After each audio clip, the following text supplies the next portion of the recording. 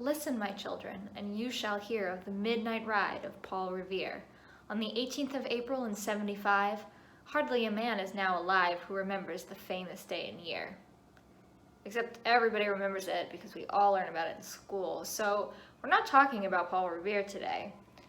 No, we're talking about somebody else. About 2 years after Paul Revere's famous midnight ride, a 16-year-old girl did her own midnight ride, twice as far, over bad roads, in outlaw-infested territory, in the rain. And her name was Sybil Ludington.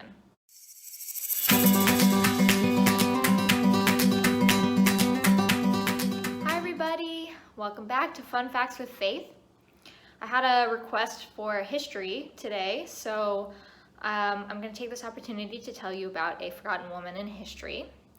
Sybil Ludington was the eldest of the 12 children of Colonel Henry Ludington, who was a militia commander of the Dutchess County Militia in New York.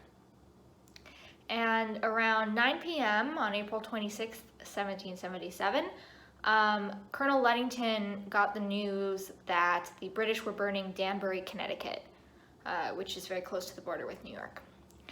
And he needed to send someone out to rouse the militia because at this point in the year they were all sort of home for planting, and so he needed someone to go out and summon them.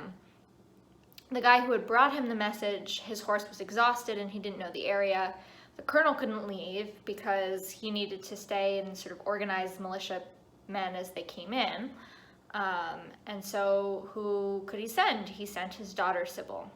Sybil at the time was 16, and she rode all through the night, almost 40 miles in a circle from her parents' farm, and she had nothing but a stick as protection.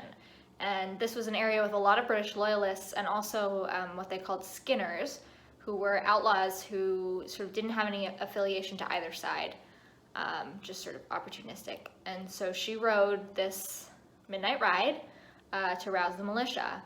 And in the morning, the Dutchess County Militia marched from the Ludington farm. By this point, the British had gone to Ridgefield. And so the militia marched down to Ridgefield, which was 17 miles away, to meet the British, and they won. And so, it's thanks to Sybil that they were alerted to this in time to go and sort of have this strategic victory. Not a lot is known about Sybil's life after this event. She married another revolutionary named Edmund Ogden in 1784. She had one child. She and her husband ran a tavern at some point in Catskill. And then she died in like 1839, I think, and is buried in Paterson, New York. Okay, that's my fun history fact for today. I hope you're all having a lovely day, and I'll see you tomorrow for more. Bye.